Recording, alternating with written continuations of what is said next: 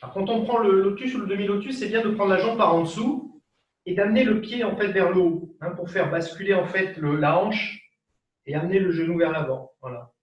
Si vous êtes à l'aise. Alors, c'est bien d'essayer de la prendre un petit peu de temps en temps. N'oubliez pas de mettre vraiment de la hauteur pour basculer le bassin vers l'avant, hein. Ça, c'est très important. Et les genoux bien vers le sol. De temps en temps, changer aussi. Ça permet de travailler pas toujours travailler la même hanche. Voilà. Alors, vous allez fermer vos yeux. Simplement vous intérioriser sur votre souffle. Immobilisez le regard sur le point au milieu du front. Fixez un point lumineux, la flamme d'une bougie, pour stabiliser votre regard.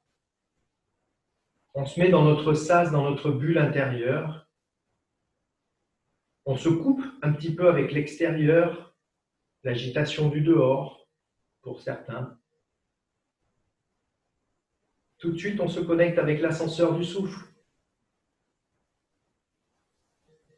Le geste du rendez-vous, hein, le Jnana Mudra, geste de la sagesse. La base de périnée un petit peu ferme. Le bandha du bas. La langue pointée près de la luette, vers le haut. Et faites-la pousser vers le haut du palais.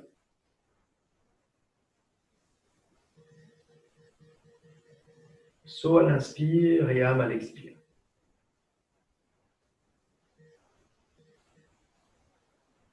Quand vous êtes à la fin de l'expiration, vous marquez bien le petit temps de pause en bas. Et puis quand vous devez réinspirer, il suffit simplement de relâcher le nombril et d'ouvrir les narines, de laisser les narines s'ouvrir comme si on respirait un doux parfum. Naturellement, l'inspiration naturelle, instinctuelle, monte jusqu'en haut de la poitrine. Un petit temps de pause, mais la colonne bien étirée, le sommet du crâne, comme si vous vouliez l'amener vers le haut du plafond. Et l'expiration qui redescend, comme si on appuyait sur le sommet de la tête pour comprimer l'air jusqu'au fond du bassin. Expiration active, inspiration passive. Creusez bien le ventre à la fin de l'expire. Un petit temps de pause. Gardez le nombril bien rentré. Et pour laisser l'inspiration revenir, il suffit de relâcher ce nombril vers l'avant. Et naturellement d'ouvrir les narines, ça se fait tout seul. Comme une vague.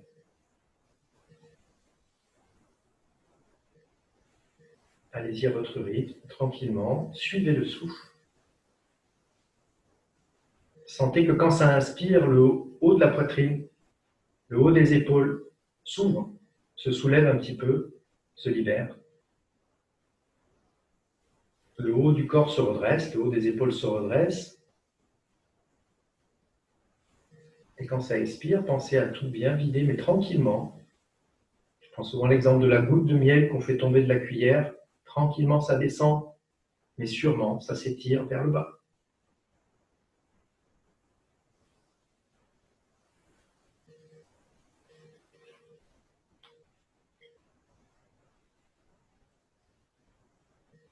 Et puis vous allez rester sur le point au milieu du front et juste laisser aller le souffle et observer. Depuis la position du diamant, et on monte en chadoron. Voilà, chadoron. Ensuite, on écarte un petit peu les mains de la largeur du bassin naturel. On va simplement, en expirant, fléchir les coudes, descendre le menton au niveau entre les mains, au sol, et en inspirant, on recule le menton comme s'il raclait le sol, et on revient. Voilà. Inspire, expire, inspire, expire, inspire. Voilà, ce mouvement de bielle. Voilà. Donc on va y aller ensemble et après on le fera dans l'autre sens. Donc vous vous mettez à quatre pattes. Enfin non, partez, pardon, assise Vajrasana. Voilà, l'axe, l'aplomb. Faites glisser les mains en inspirant devant. Prière. Appuyez sur les mains. En inspirant, poussez sur les genoux pour redresser le dos. En expirant, vous fléchissez les coudes, vous venez poser le menton entre les mains.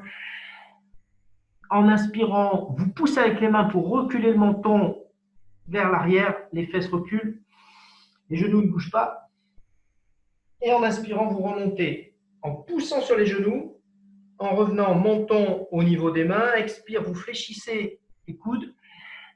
Inspire, vous reculez. Voilà, ce mouvement de bielle. Inspire, vous revenez. Expire, vous descendez. Inspire, vous reculez. Inspire, vous remontez. Vous remontez vraiment en poussant avec les genoux et en freinant avec les mains. Les pousser contre pousser. Expire, vous fléchissez, menton au sol. Inspire, vous reculez le menton, il frôle le sol et vous revenez. Comme une bielle. Expire, on fléchit.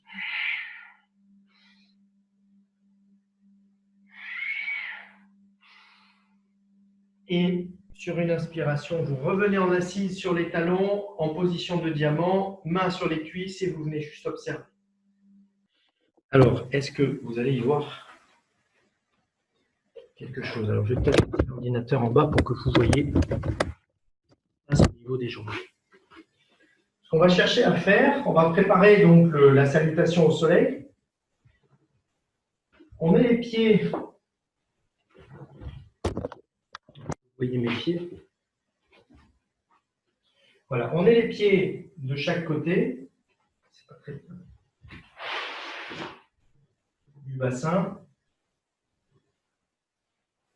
Ce qu'on va chercher à faire, c'est en inspirant, on va amener la jambe, on va commencer par la jambe droite. Donc on trouve l'aplomb d'abord, hein, toujours pareil, le poids sur les talons, les gros orteils qui s'ancrent au sol avec une éversion du pied, comme si le gros orteil voulait regarder le petit orteil du même pied. Hein. Donc ça fait tourner vos cuisses vers l'intérieur, une rotation interne des cuisses. Donc on sent bien la tonicité au niveau des jambes. On va travailler la tonicité au niveau des jambes. En inspirant, on va monter les bras et reculer la jambe droite arrière. Vous voyez, le pied arrière, le talon est relevé. Inspire, on revient. Les bras montent. Inspire. Expire. Tonicité sur la jambe arrière, la jambe avant. Appuie. Le genou voudrait avancer, mais en fait, j'essaye de résister à ce qu'il aille vers l'avant pour qu'il y ait un équilibre entre la jambe arrière et la jambe avant. On essaye d'éloigner le genou du ventre. Et les bras sont en l'air. Sentez la tonicité de la jambe arrière. Inspire, vous revenez.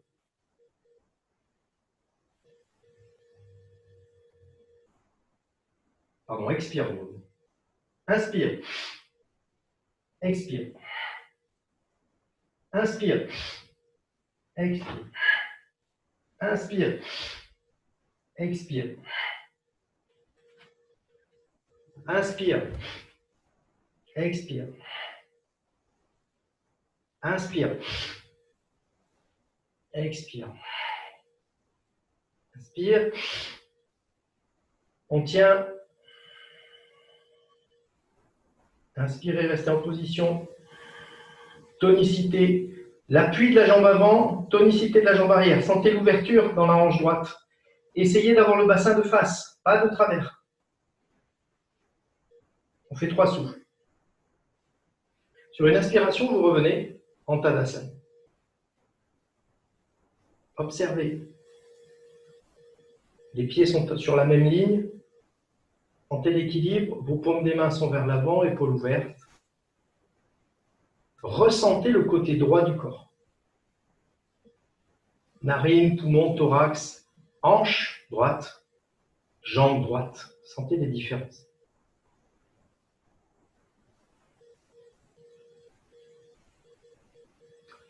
Et puis vous revenez en appui sur vos 2 pieds. On va faire pareil du côté gauche.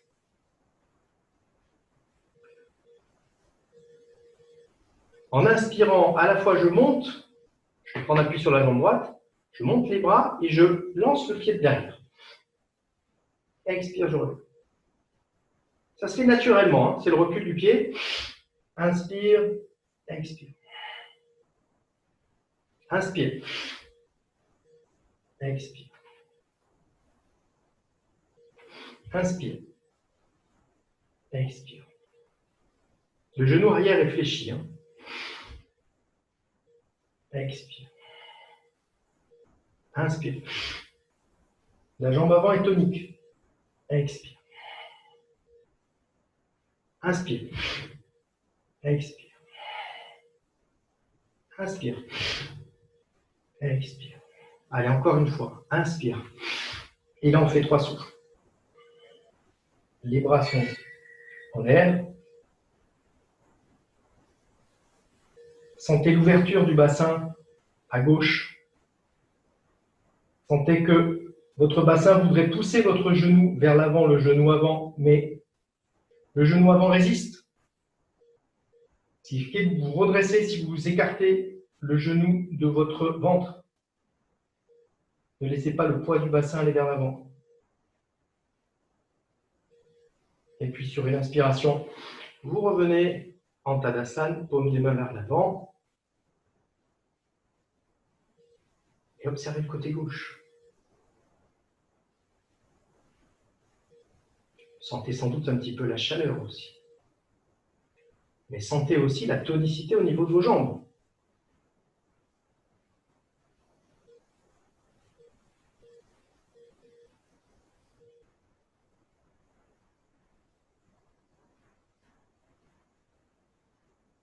On va relâcher, on va juste se laisser aller en avant, juste confort pour sentir qu'on a aussi travaillé à ce niveau-là, niveau d'ouverture des hanches et des ailes. Donc en inspirant, on monte les bras et en expirant, on se laisse descendre. Main au pied. Relâchez la tête. Le circuit du talon en inspirant, les fesses, le haut du tronc. Fin de l'inspiration. Petite pause dans le front. Si on inspire, éclate. On prend le temps d'expirer en 8 le long des bras, des avant-bras. Voilà. Petit échauffement pour pouvoir maintenant travailler la salutation au soleil, parce que ce qu'on a fait là, les mouvements qu'on a fait là, à la fois la bielle et à la fois le mouvement qu'on vient de faire ici en reculant, ce sont des choses que l'on retrouve dans la salutation au soleil. Donc, on devrait pouvoir la faire de manière plus agréable, en tout cas plus dans le ressenti. Alors, on va faire des petites séries. Je vous l'avais peut-être proposé lors des cours en confinement là, que je vous avais envoyé. On va la travailler en progressif. Dans un premier temps, un souffle par mouvement. Donc, on va le faire une fois à gauche, une fois à droite, et on le fera une fois au centre. Ça fera donc une série complète. Un souffle par mouvement. Il y en a 12 mouvements. On fera une autre série gauche-droite-centre en rétention à plein. Alors ça, c'est un peu plus dynamique. C'est-à-dire qu'on fera un souffle et on fera les 12 mouvements, ça sera un peu plus rapide sur ce même souffle. Et puis après, on expirera. Et on fera une série à vide. Alors bon, vous voyez, si toutefois vous êtes en difficulté, vous vous remettez à respirer. Mais si vous pouvez, vous essayerez de le faire sur un seul souffle. Hein, voilà, je vais vous guider.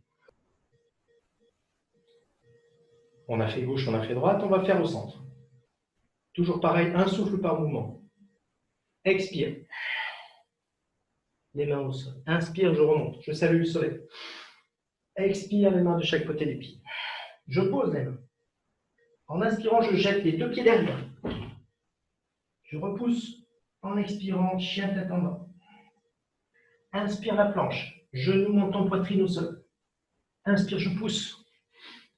Le chien tête en haut. Je ramène mes pieds, expire, je repousse les fesses vers l'arrière. Chien tête en bas à nouveau. Sur une inspiration, je vais ramener mes 2 pieds entre mes 2 mains. Tête au genou. Je reste à vide. Inspire, je remonte. Expire, les mains reviennent devant le cœur.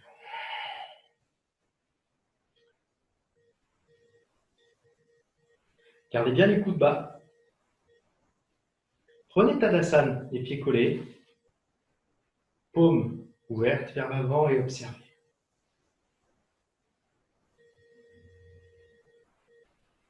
Tranquillement, talons au sol, vous pouvez mettre les mains devant, reculer les épaules, freiner la descente, serrer au niveau du ventre et abandonner le corps tranquillement. Maintenant que l'axe est chaud, on va pouvoir maintenant travailler la demi-torsion Ardha Matsyendrah. Alors, on va y aller pour Ardha Matsyendrah. Si vous avez des coussins, un coussin au moins, mettez-le à portée, ça peut vous servir.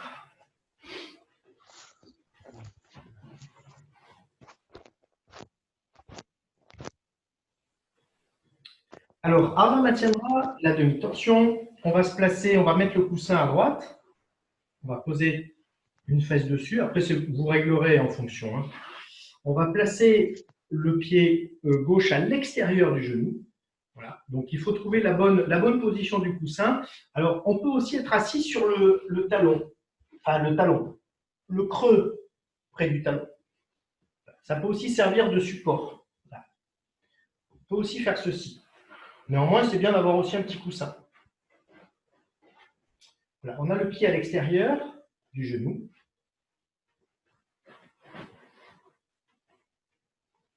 On a le talon près de la fesse.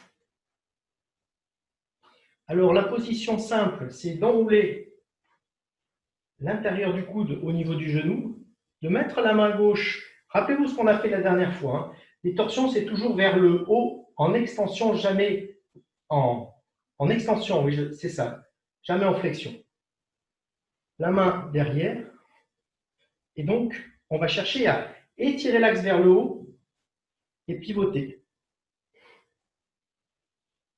Et suivant la souplesse que vous avez, vous pouvez mettre même le coude à l'extérieur et attraper votre cheville. La tête, on a le ventre qui est comprimé contre la cuisse. On a les mains, les chevilles sont alignées avec les mains sur une même ligne. Ce qu'on va chercher, c'est à dérouler le souffle comme si on montait un escalier en colimaçon vers le haut pour étirer vraiment la colonne vers le haut. Alors, plusieurs réglages. Hein. Au départ, comme ça, on aligne l'avant-bras le long de la cuisse, c'est plus simple. Et on aligne le menton sur l'épaule arrière. Voilà. Pour démarrer, c'est comme ça. Et si vous êtes suffisamment souple, à l'aise, vous pourrez peut-être essayer après ceci, mais commencez d'abord par ça. Un temps pour inspirer, le dérouler vers le haut. Une petite pause à plat. L'expiration. Pensez à ce qu'on disait la dernière fois, l'alignement au niveau des épaules. Alors la dernière fois, on a parlé de la tête alignée. Là, la tête, elle va vers l'arrière. D'énergie, des sensations. Observez la narine aussi. Certainement plus ouverte.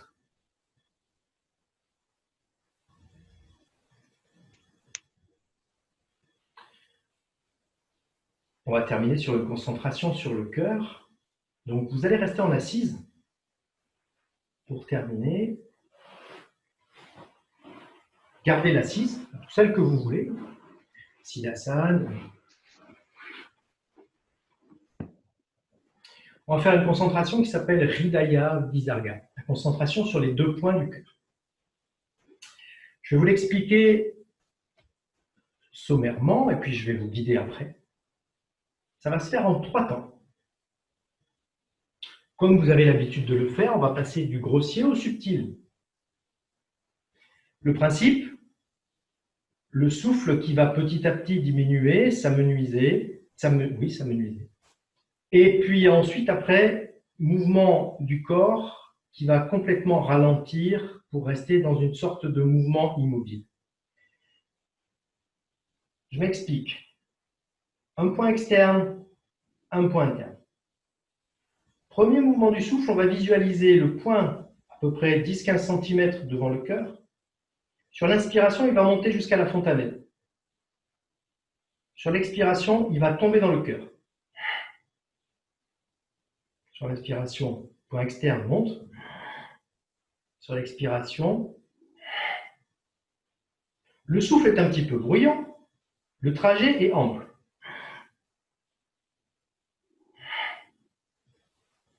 Voilà. Ça sera le premier temps. Le deuxième temps sera un peu moins long, un peu plus court du coup, entre le point externe et le point interne. Le souffle un peu plus subtil. Inspire, expire. Ça revient dans le point au milieu du cœur. Chakra du cœur, il y a un point, un bindu au milieu, point externe, point interne. Vous voyez, le trajet est plus court. Et puis ensuite, il y a toujours un mouvement de souffle. Troisième temps, on arrêtera ce va-et-vient, on va dire pneumatique, et ça sera un va-et-vient énergétique. C'est-à-dire que ça, alors je vais peut-être le mettre de profil pour que vous voyez, on travaillera toujours sur le point externe, point interne, mais inspire, il y aura un léger mouvement vers l'avant du corps, expire, un léger recul. Il n'y a plus ce mouvement du souffle pneumatique, c'est un mouvement presque infime. C'est le mouvement qui fait la respiration, le balancement.